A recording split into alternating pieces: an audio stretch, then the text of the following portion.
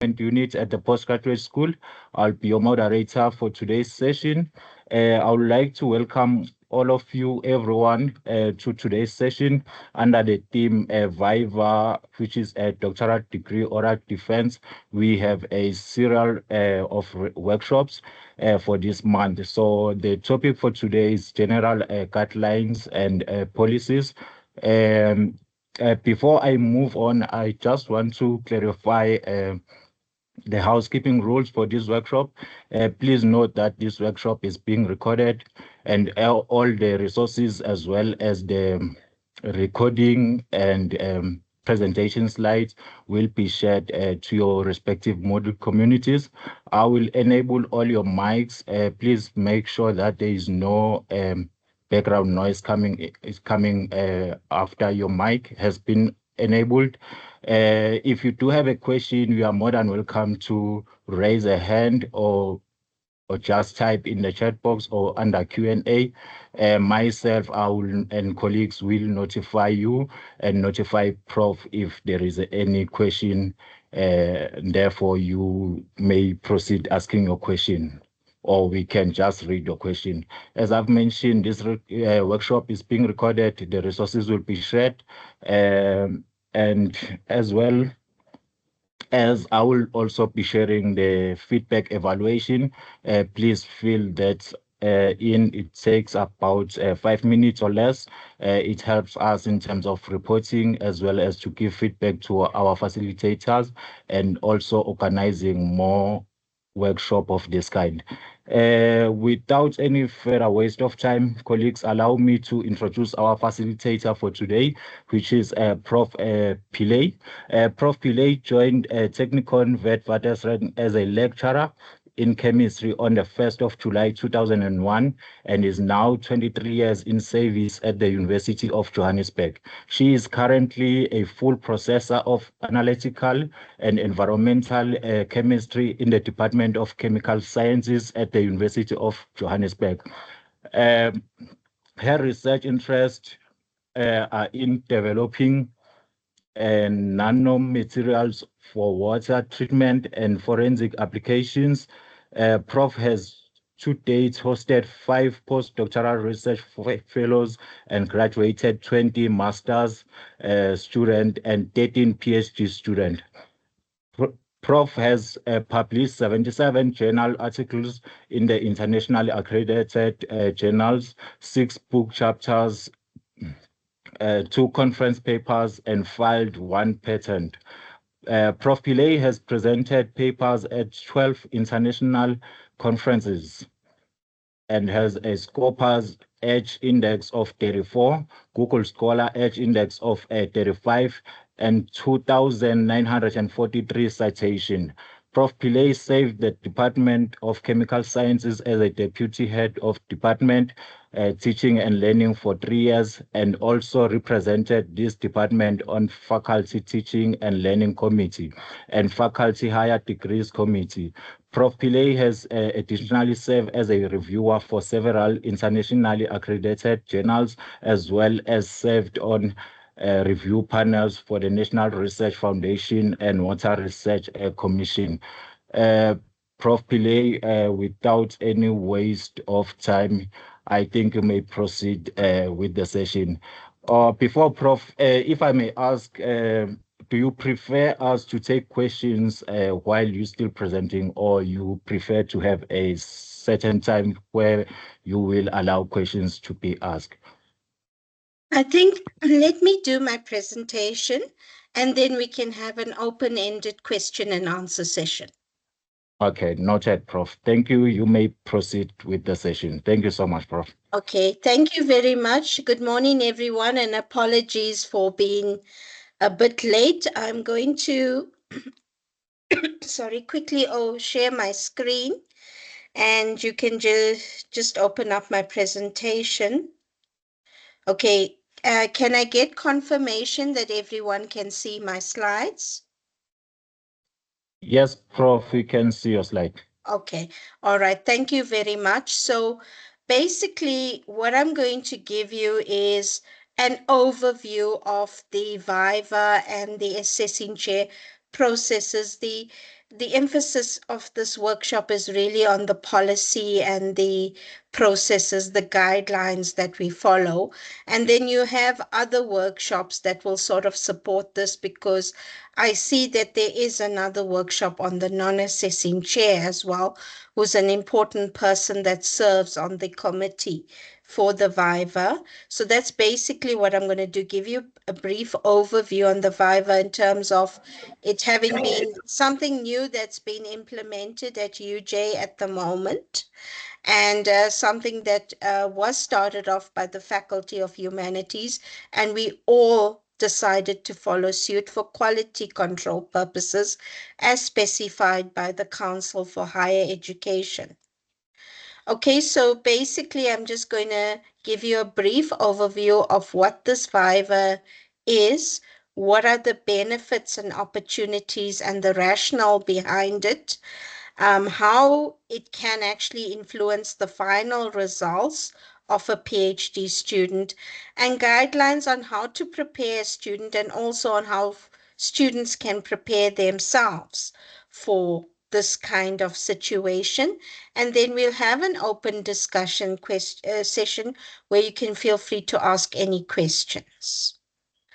Okay, so basically, as you're all aware, the viva is simply an oral defense of the PhD thesis. So from a student point of view, you've done all the hard work, you've produced that PhD thesis, it's been submitted for examination, and then you're given this opportunity or platform where you present your thesis to the examiners, and you get that opportunity to engage with them verbally. Now, mostly this has been done so far on online platforms, but I suppose if the examiners are not international, those who are not internationally based and are available can attend in person as well. So it basically gives you an opportunity to engage with the examiners and to motivate the study that you've undertaken. What was the purpose of it? How does it make an original contribution? Because really, that is what defines a PhD. It's basically a student showing evidence that you've made an original contribution to a specific field of study. Now, this VIVA is normally scheduled by your department after the examiner's reports are in. So you will still go through that whole process of putting together a thesis, submitting it for examination, and then once the examiner's reports are in with faculty, you are given a plus minus 2 weeks in which to schedule the VIVA session with the examiners. So really, it gives you an opportunity to showcase what you've done in your PhD and to point out the highlights of your work. Okay, so that is the VIVA in a nutshell and what it's about. Now, there is an objective behind this VIVA, and basically it was a recommendation that came through from the Council of Higher Education in terms of quality control for the PhDs candidates that going forward, right? So basically, during the VIVA session, the PhD candidate is supposed to demonstrate some level of independence and competency related to a specific field. So in other words, the student is given the platform to show the examiners, well, I conducted this research, I came up with these findings, this is how it makes an original contribution to the specific field, and this is how I've addressed all the underlying issues. So really, you've got to show a lot of independence and a lot of competency. You've also got to demonstrate an independent understanding of the research. So examiners can take you back to basics. They can ask you about some of the fundamental or core theoretical concepts that you've based your thesis on, and you have to be well versed with the knowledge. You got to know, and it's also the supervisor's role to prepare the student adequately so that he or she is ready to tackle these types of questions. And you've got to show a broad knowledge of the field of research as well. So you've written up that thesis, you've conducted a literature review. You need to show, yes, this is what I based my research on. This is the knowledge that we have to date, and this is how I filled in the gaps, right? And then basically, you got to show in an independent ownership of the work. It's your thesis. It's not someone else's thesis. Yes, fair enough. You've got a supervisor guiding you through the process. So the supervisor gives input, guides the students along the appropriate lines. But basically, it's your work. It's not a thesis that's produced by someone else. And it gives the candidate an opportunity to engage with the specialists in the fields. And we'll talk a bit later about how you can even set up collaborations using this.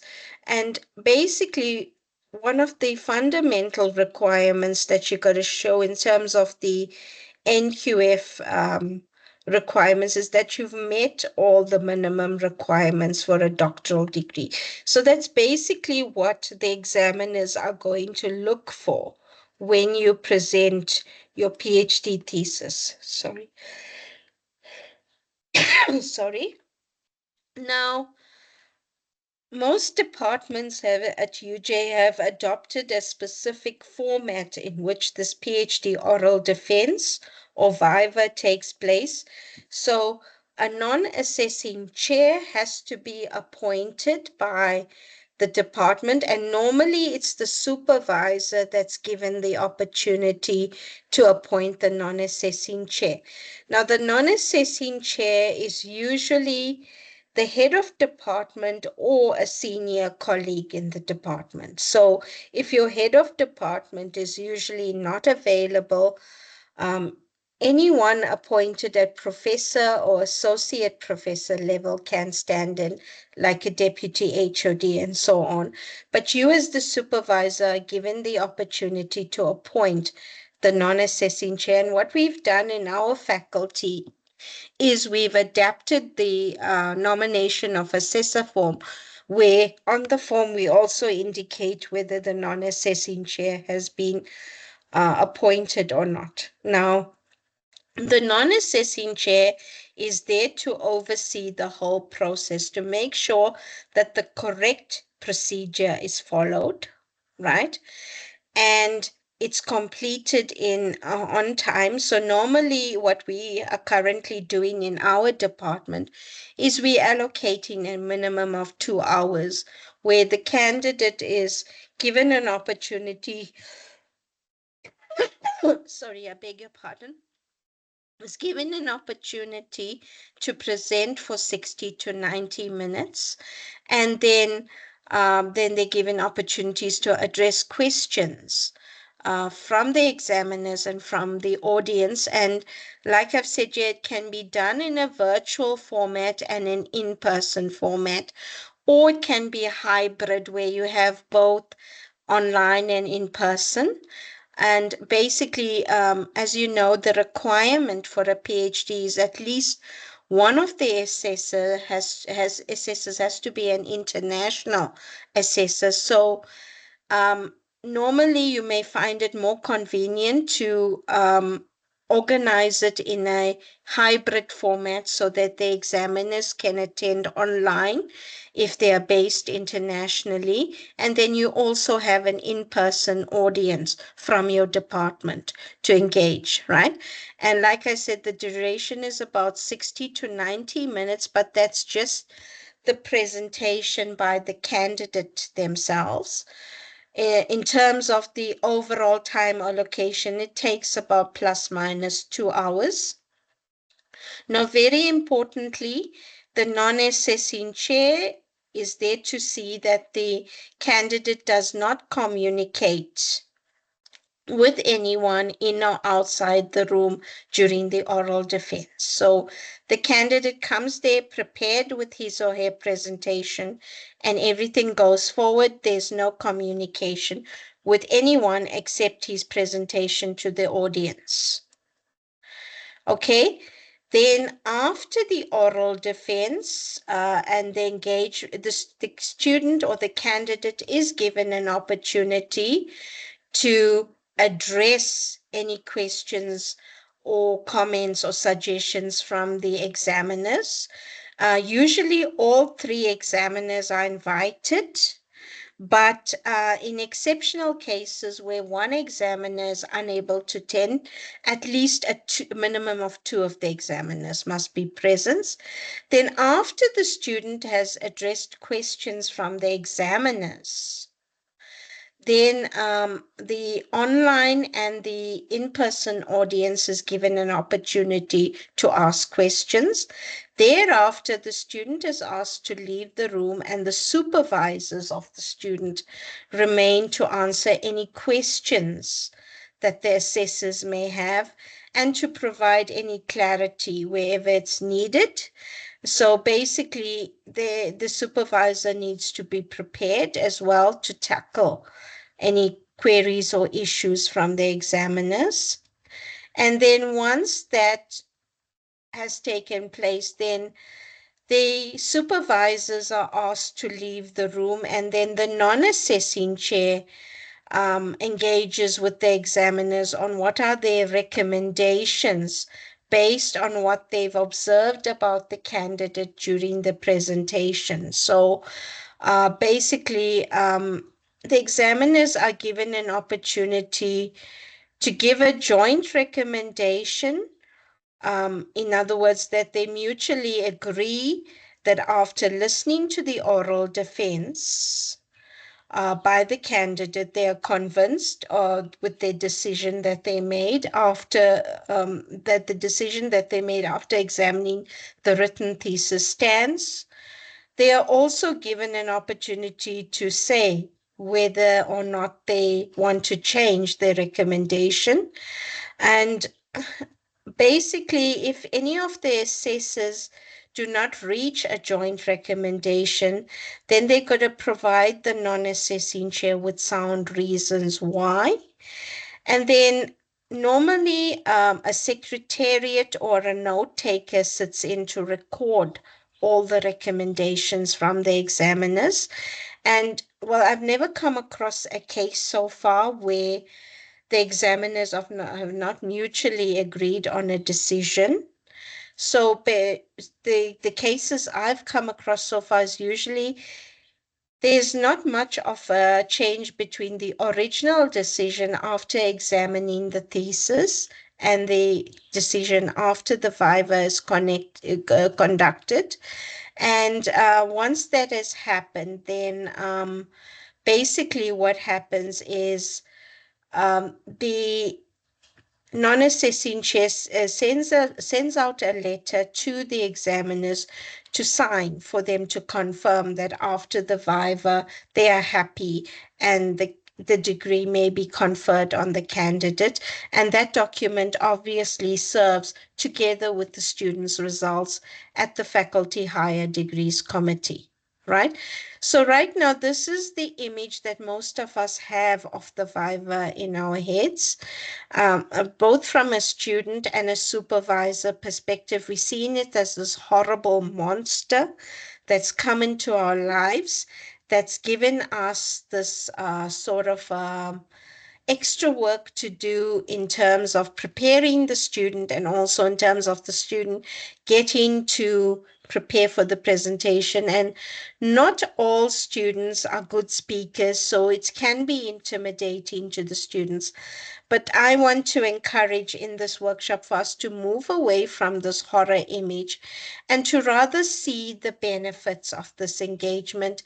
It actually gives the candidate an opportunity to engage with the assessors, to know who the examiners are, and to see, okay, this is the person who examined my thesis. This is his area of expertise.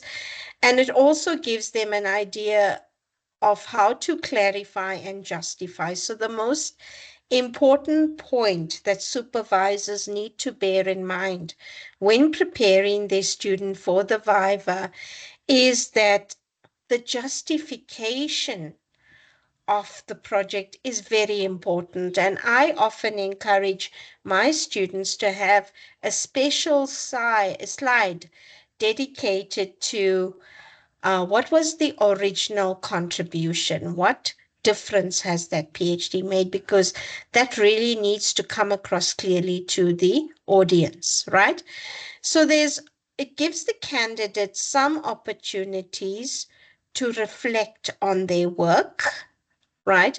To look at the strengths, the weaknesses, and what I encourage students to do here is if there is a flaw in your work, do not try to defend and convince the examiner that it is right. Acknowledge the flaw, but give a recommendation for how you would go forward with this, right?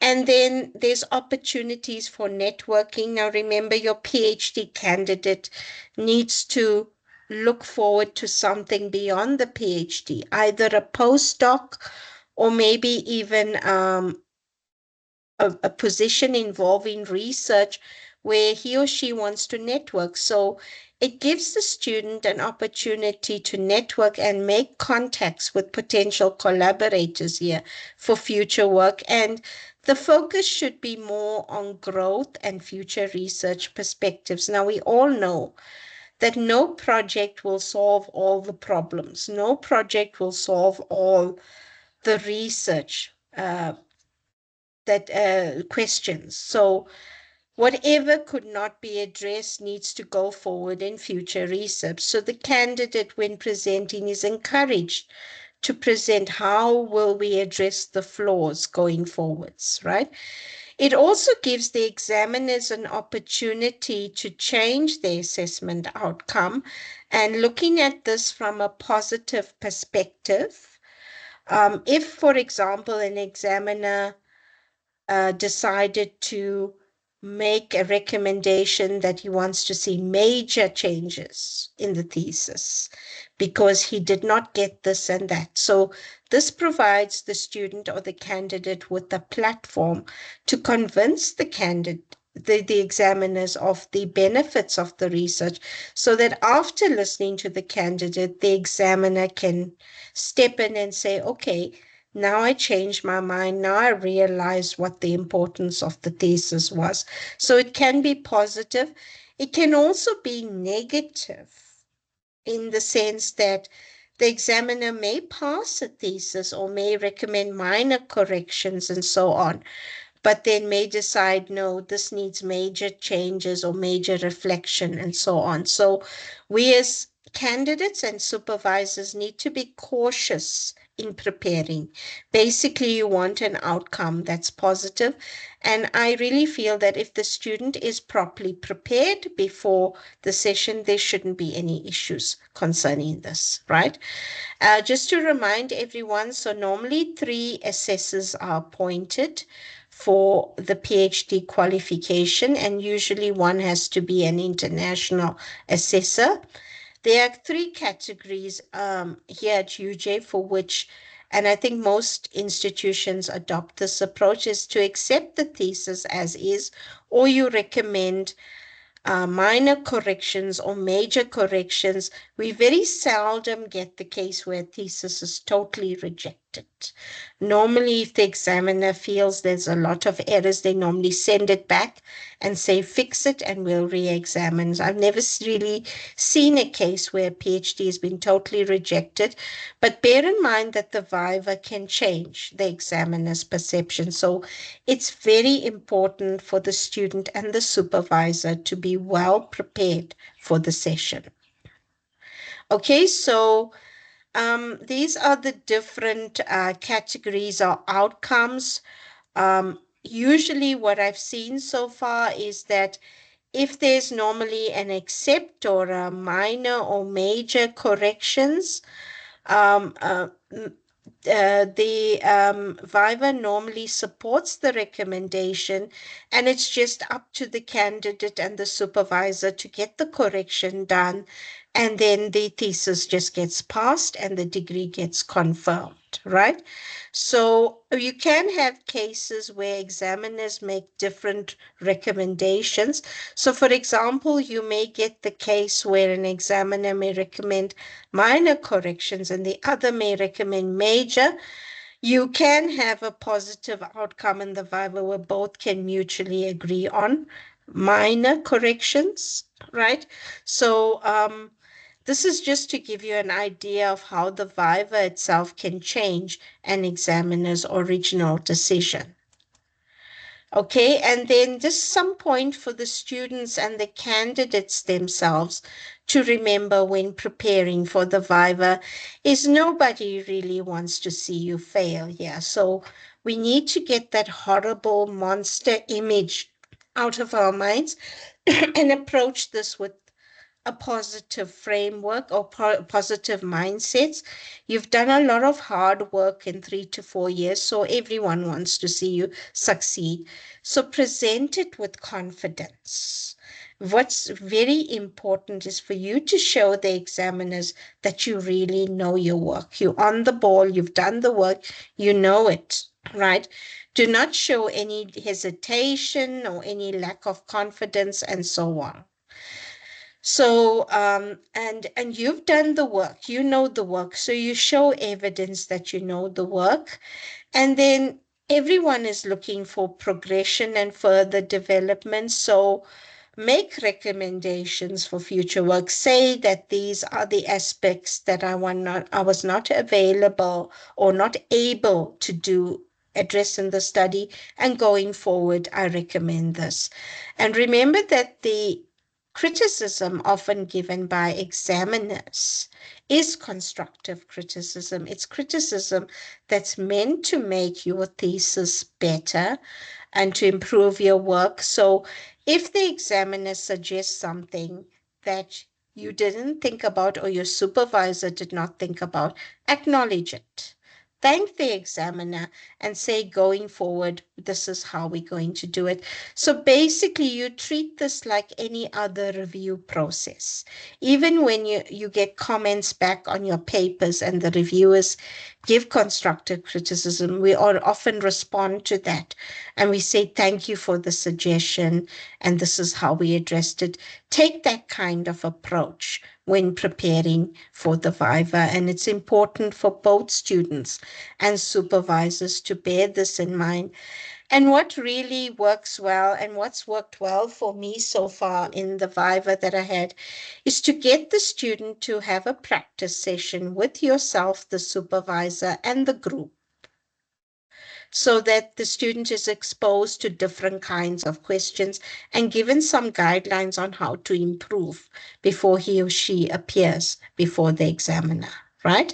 And then just for the students themselves and the supervisors, prepare well in advance. I appreciate that it's scheduled within 2 weeks of the examiner's reports, but maybe from the time the student submits the thesis for examination, start preparing the student for this.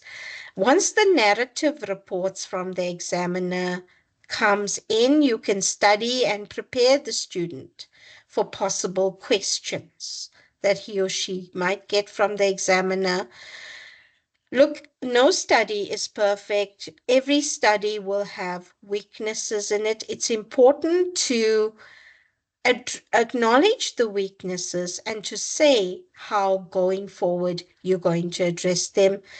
Very importantly, and like I said earlier on, justify the originality of your work. Clearly point out to the examiners right at the outset what sort of original contribution did the study make to a specific field of work. Prepare yourself for future-orientated questions like, going forward, you should have done this. Going forward, how would you address this, and so on. And be honest. If you didn't think about something, acknowledge, say, yes, I did not do that, but this is how I intend addressing it for future work. Do not be nervous or anxious because then it's going to come across as a lack of confidence, right?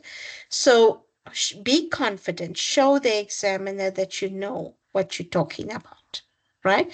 So that's my 2 cents worth on the overview, the policies and the guidelines and so forth.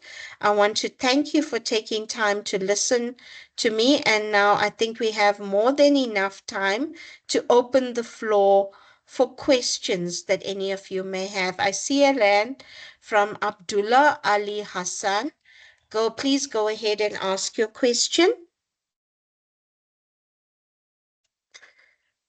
Okay, I can't hear you. Are you muted by any chance?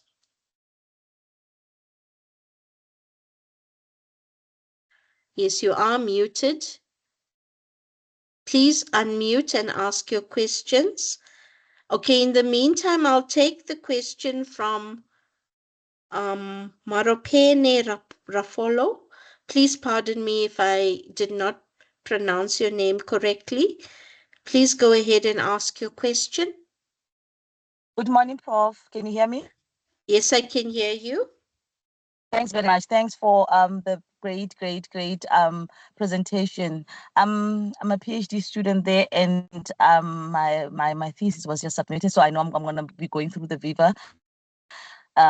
So what I wanted to ask is, the VIVA usually online, or do I have to be there physical? Because now I just want to prepare myself as I'm preparing, because I'm always acting it out almost every day.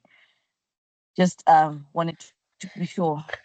Okay, I'm not sure what your department recommends, but in our case, I'm from Department of Chemical Sciences. The PhD candidate has to be present in person, right? I think it's only exceptional circumstances where you cannot be present for physical reasons or some valid excuse, then they allow you to do it online. But generally, the candidate and the supervisors have to be present in person. Okay. Oh, All yes. right. Does that answer your question? Yes, Okay. yes. We have another one from Shezi Monoa Bese. Please go ahead. Hi, Prof. Thank you so much for your presentation. I think maybe just following from the previous question, I wanted to find out if it does get recorded. I think there could be a lot of value to watch, recorded versions of these Vivas. Yes, it does get recorded. And do you know the platform in which it gets uploaded to? Well, usually we actually use Microsoft Teams in our department because that's what we find works best for us. It all depends on your department and what they choose to use, but Microsoft Teams generally works very effectively. So yes, you'll have a secretariat involved.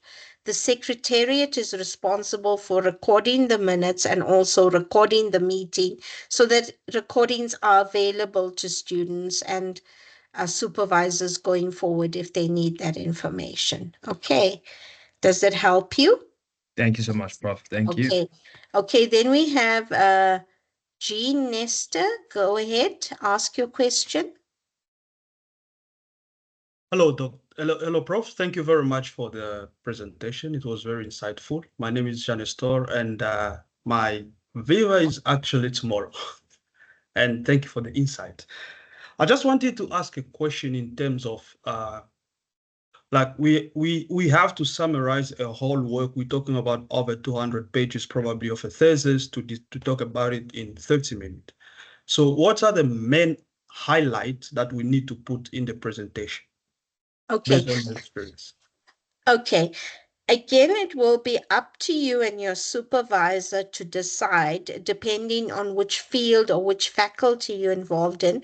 But I can just give you an idea of what I encourage my students to do. It's not 30 minutes that you're given. You should be allowed at least 60 to 90 minutes because it is a 200-page thesis, and some PhD theses are 300 or 400 pages long. So what I encourage my students to do is to, first of all, have a few slides on the background to the study and what knowledge gap was being addressed and the original contribution. And then normally what I do is my students have a minimum of 3 experimental chapters, which are equivalent to 1 paper, right?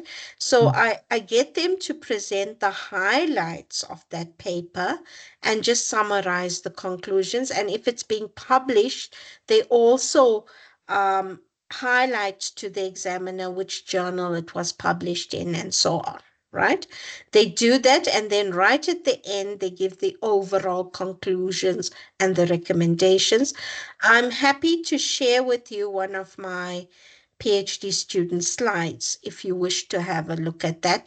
But then again, your field of study will be different, and your supervisor needs to have the final say in terms of how he or she wants you to present that.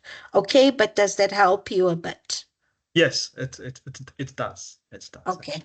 Okay, thank you. Rosa, go ahead and ask your question. Hello, can you hear me? Yes, I can hear you. Yeah. Hello, good morning. Anyway, Jean, good luck to you. Like, great success in your defense tomorrow. Thank you, I was Rose. just gonna comment. You're welcome. Oh my God, I'm very far from that still. I see here in the chat they're actually saying that Otter AI is sort of like making notes of your presentation, but I tried to click on it to see them, and yeah, I wasn't able to get into it. It wants me to sign in, and I wasn't able to sign in. So I was just asking about that because someone asked if you're recording the session, but there's also transcribing. They seem to be transcribing it through AI. So I was just wondering if we were gonna receive that or if we could get that somehow. Okay, that's a question that I'm not in a position to answer, but I see Chandra has a hand up. So Chandra, please go ahead and answer Rosa's question. Thank you, Prof. Good morning, colleagues. Firstly, I just wanted to say that the Otter AI is not from the university or from RCD. These are actual attendees that are using AI to record the meeting notes. And I also wanted to reiterate that the University of Johannesburg has a policy against this. So you shouldn't be using these AIs in the Teams meeting, but we will be uploading the recording in about 3 days to the Moodle communities to which you have received these communications for the workshops from. Okay, thank you very much, Chandra. Rosa, does that adequately answer your question? Yes. Okay. Thanks for that. And yeah, I'm sorry for having dubbed in whoever was doing it. I didn't know. I thought you guys were doing it yourselves. Sorry. Okay, do we have any other questions concerning the VIVA? Yes, Prof, we do have questions from the chat. Okay, let me go on to First the question. chat. Sorry, let me just Okay, go Prof. on to the chat. Oh, yes, sorry, oh, you want me to repeat what I said about the breakdown of the slides? Okay, let me just scroll up, sorry. I just want to see,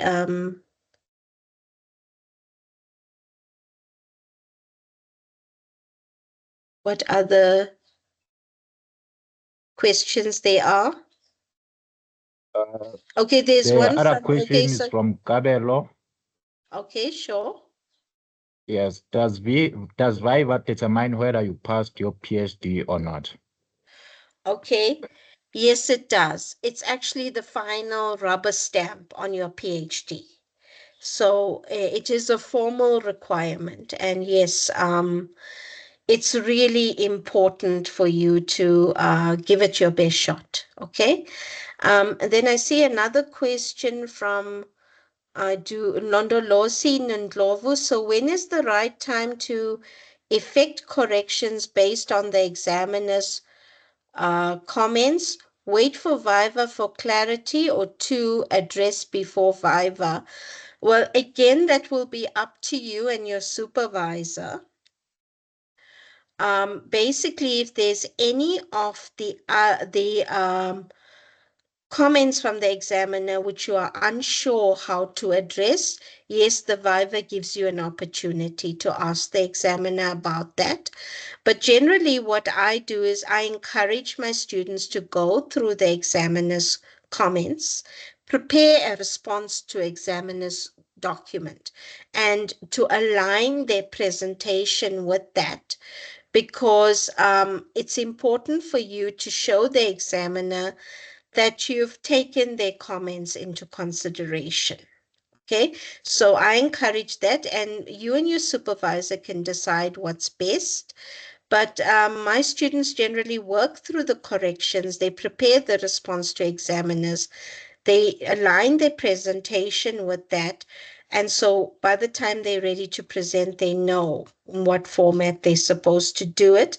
And yes, anything that's not clear to both of us, that gets we give the examiner the question to, or the opportunity to clarify that, right? So that's that question. Okay, the AI has been addressed. And you say you'd like to know what happens if assessors require major corrections. Well, major corrections, usually there's two requirements there. One is normally it gets sent back to the examiner to check that they're satisfied with the corrections. Basically, you've got to do the corrections with the guidance of your supervisor, and then resubmit it to the examiner. It's very rare. It's usually when there's minor corrections that the examiner doesn't really need to see the thesis again, and you do that to your supervisor's satisfaction. But in general, major corrections have to be done adequately. You have to prepare a response to examiners, submit to your supervisor for checking, and that gets sent in. But the VIVA still goes ahead, because that is your platform to get more clarity on what the examiner wants you to do. And basically you will go forward. But I think if there is a resubmission requested as well, then they wait for the resubmission process to take place, and then the VIVA is scheduled. Okay, so that's basically what happens. If the examiner indicates that he or she doesn't need to see the thesis again, then the VIVA goes ahead. But if it gets resubmitted for examination, then you got to wait for this the re-examination to take place, and the VIVA is scheduled. Then I'm asked to repeat what I said about the breakdown of slides. Okay, that was to address the question of the PhD thesis is 200 pages long. So what do you present? Well, the recommendation there is that it's really up to you and your supervisor to decide what goes into the presentation, depending on your field of study and also on the faculty and their specific requirements. But basically, what I encourage my students to do is to have an introduction and background section which clearly articulates what were the main objectives of the study and what knowledge gaps you were trying to fill, and what original contribution your study has made as a result of this.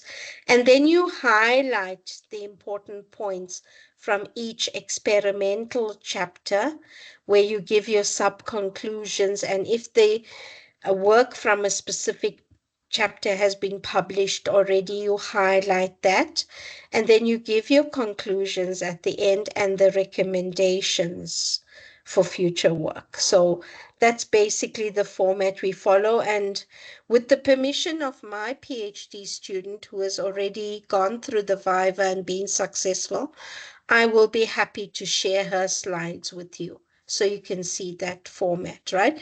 But I will get her permission, and then I will send them to Chandray, and then that will be taken from there, right?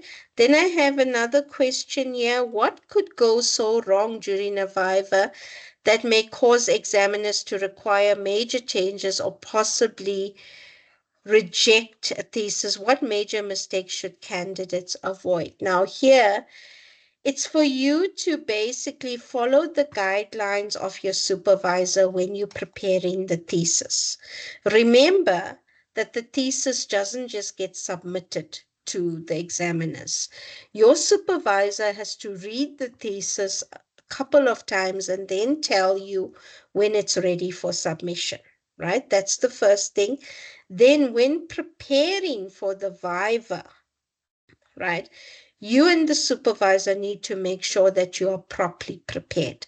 So you got to have your presentation ready, present to your supervisor, present to your research group, try to tackle the questions that they ask you, and they will give you tips and guidelines on how to improve this. Now, if that process is rigorously followed, I can't see any reason why a thesis would be rejected or require major changes. So it's up to you and your supervisor to prepare adequately for this process. Okay, I hope that helps answer that question. Okay, so though I've addressed all the questions on the chat box and the in-person questions, do you have anything else you'd like to ask me?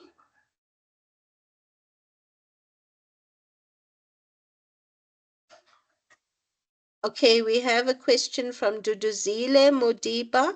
Please go ahead. Morning, Prof. Thank you so much for the presentation. I just want to ask you something. You know, there's this, I don't know, okay, I can't say it's an urban legend, but there's this connotation that whenever one goes for a Viva, you go with your full thesis with you, and then you should be able to know what's in there from cover to cover. So you'll go through the presentation, and then they say that apparently there could be an examiner who would ask you on a particular page as to why you chose to do certain things. Is that correct? Or will they just be gauging whether or not the document itself was compiled by you, the authenticity of it, or is it just to assess your reasoning behind why you chose a particular experiment as opposed to another? Okay, yes, the questions can vary there. From the experience I've had with the Viva so far, they do sometimes tend to question experimental approaches. Like, for example, why you chose the specific approach, what was your reasoning behind it, and you need to justify that. And yes, the main purpose of the Viva, as recommended by CHE, is that you've got to show evidence that it's your thesis and not someone else's. So the examiners will be looking to see that you know the content of your thesis and you know it well, right? And you didn't just get something compiled by someone else. So this all stems back to knowing your work well and being able to defend it, okay? I'm not sure, Duduzila, does that help you? Yes, it does. And another thing, Prof, you mentioned that we shouldn't be nervous or anxious, but what if on that day you're not feeling too well? And then let's say the thesis itself, you got feedback for minor corrections, and then the Viva was just to seal the deal. So has it ever happened that a person would need to redo a Viva? Do you get a second chance to do it if it didn't go well? Or is it just a once-off session, and then you'll have to deal with the outcome and you can't redo it? I think most faculties have adopted a policy that it's just a once-off, and whatever the outcome is, you've got to accept it. Because really, and it's important for you to not let anything distress you or upset you before the Viva. You need to be on the ball and adequately prepared. Now, we've never had a case where the outcome has changed after the Viva. We have had cases where the examiner was unhappy and did say that the student must address the corrections. Otherwise, he's not giving the go-ahead for the student to get the degree. But you know what? It's up to you and your supervisor to make the process less rigorous. Do your work, do your homework, prepare adequately, and then you can avoid that situation. Okay? Thank you so much. All right. Okay. Selawani Majani, go ahead and ask your question. Morning, Prof. I'm not sure whether you have touched on this because I'm just in and out of my office. Maybe yes, we have touched, then or whatever. The sequence, the way I understood it, is what it must first be your supervisors. You agree, whatever they guide you, and then from there it will be the assessor. Then from there it will come with those minor recommendations or major recommendations, and from there it will be the VIVA. Now my question is the time interval between the feedback that you got from the external assessor and the VIVA, more or less how much time you are given after getting the recommendations from the external assessors. Well, the VIVA is usually scheduled within 2 weeks of the examiner's reports being in. So you've only got plus minus 2 weeks to prepare. Okay, so that's the time frame that most faculties are adopting, is once the examiner's reports come in, your department needs to have the non-assessing chair. In fact, already our faculty is encouraging us to appoint the non-assessing chair right at the outsets, right? But also it depends on the availability of examiners. So normally what we do is once we agree on a date and we inform faculty, we then contact the examiners to check on their availability. So we will say it's plus minus 2 weeks. Okay. I see I have a question from Simone in the chat box. It says, Prof, in your 60 to 90-minute presentation, can you be interrupted with questions, or do the audience and examiners wait until the end for a question session? Well, normally in terms of the format that we've adopted so far, the candidate is just given an opportunity to present without any interruptions. It's very rare that these interruptions are involved. For example, if the candidate is not audible or whatever, then that gets addressed. But most of the time, the candidate does the presentation, and then the non-assessing chair gives the examiners, the 3 examiners, an opportunity to ask questions and engage with the candidate. Then once that's done, the candidate answers questions from both the online and in-person audience. And then once that's finished, the candidate is excused and the examiners engage with the supervisors first, and then finally the non-assessing chair. So that's the typical format that the VIVA follows, okay? I hope that helps you. Right. Yes. Well, I think you can actually speak to your departmental non-assessing chair to say, oh, your supervisor can say that you do not wish to be interrupted. You can do that. That's an option that's given to you. Rosa, go ahead. Yeah, following from what you just said, are we allowed to invite other people to listen online also, or is it only the examiners and our supervisors who are listening to our VIVA? No, anyone else can be invited. I've had cases where family members have attended the VIVA, and even anybody, the whole department is invited. And the entire department is given an opportunity to ask you questions. Right? Okay, thank you. So it's not only the examiners and your supervisors, although that's just the minimum requirement. If no one else can attend, then at least the supervisors and the candidate and the examiners must be there, and the non-assessing chair and secretariat. Those are the main people. But yes, we encourage as many people as possible from the department to attend. I even had a case where a husband attended my student's VIVA. Excellent. Thank you. That's interesting. Okay. Okay, any other questions?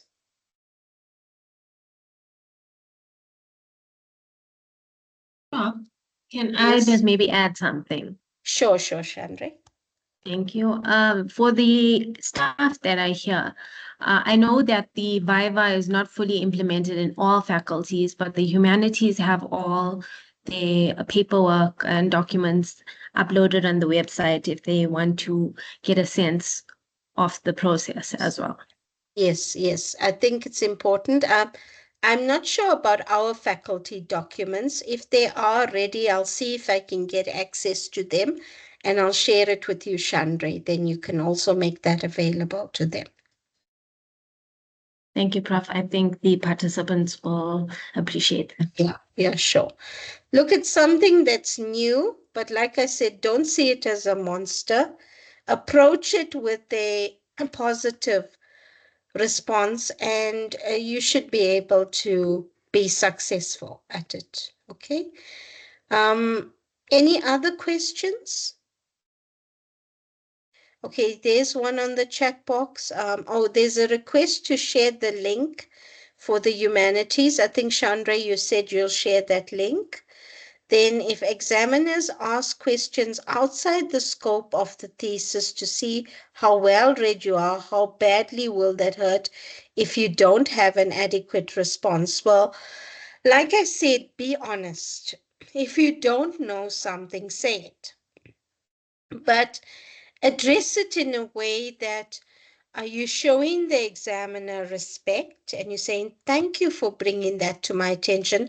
Honestly speaking, I did not think about looking up that literature, but thank you for your suggestion. And I'm planning a postdoc project, and I will certainly include that. So that's just an example of how you tackle a question like that. Okay. Anything else? Okay. So it's imperative to fully prepare once thesis is gone because 2 weeks might be shorter. Yes, I would encourage that. The minute your thesis is ready and submitted to the examiner, start preparing your presentation for the VIVA, right? Because the more time you have to present, the better for you. I always say practice makes perfect, right? So you're given enough opportunities and practice it with your peers, practice it with your supervisor. Even if you just practice it at home with your family, you're just getting enough practice, right? So I would strongly encourage that because yes, 2 weeks is not enough time. You need to be adequately prepared. Okay, see, so Chandra has shared the humanities link. So guys, you're welcome to consult those documents for specific policies and so on, right? Any other questions, comments, or suggestions?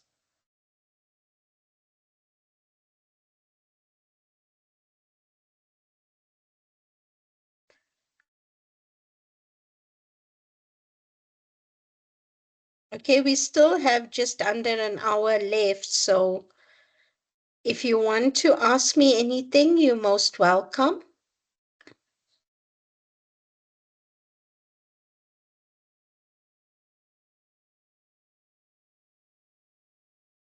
Okay, what I'm going to do is type in my email address on the chat box. If you think of any other specific questions that you have, you're welcome to contact me via email.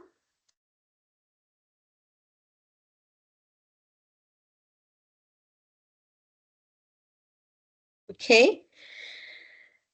Okay, if there's no further question, I think, Chandra, we can then conclude. Hi, Prof. Pillay. Yeah. Thank you so much. Thank you for that very interesting presentation and for taking us through the general guidelines and policies regarding VIVA. I'd also like to thank the attendees for obviously attending the session and for posting such interesting questions. Could I please request that as a gentle reminder for the attendees to please fill out the feedback form. These forms are quite important and it allows us to understand how we can better improve our offerings to you in the future. Just to note that the recordings will be uploaded in 3 to 5 days, 3 to 5 days in your respective Moodle communities. So if you can just keep an eye out for that, we will upload it as soon as possible. And one last thing before I let you go, I'd just like to remind you that this was the first workshop in a series of 5 that will be covering the VIVA process. So I strongly suggest that you read through the flyer that's been sent out earlier and may attend the other sessions, which will be very interesting and informative as well. But again, thank you all for attending. Thank you, Prof. Pillay, once again for that presentation, and I wish you all have a great day moving forward. Thank Okay, you. thank you, Lorenzo. There's just one more question on the chat box that popped up, which I want to quickly answer, if you don't mind. And that is, how do you mentally prepare for the VIVA? Well, the best way to mentally prepare for the VIVA is get that image of the monster out of your minds. Do not see the VIVA as something negative that's going to fail you. See it as something positive that's going to help you, and prepare. Be as confident as you need to be. And just be ready and prepared for the occasion. Okay, so on that note, I wish you all a lovely day and best of luck going forward with your PhDs. Thank you, Lorenzo, Shande, and Nkosanyati. Thank you, Prof. Just one last announcement. I'd like to suggest that the members of the audience, if you could please attend the Student Processes and Tips VIVA workshop, which is scheduled for 1 today. It's going to give a student's perspective on going through the process, and I think it'll be very helpful in preparing you for this. So yes, we hope to see you in this workshop later on this evening or this afternoon. Thank you very much. Goodbye. Okay, thank you. Goodbye. Thank you. Bye. Bye-bye. Thank you. Bye.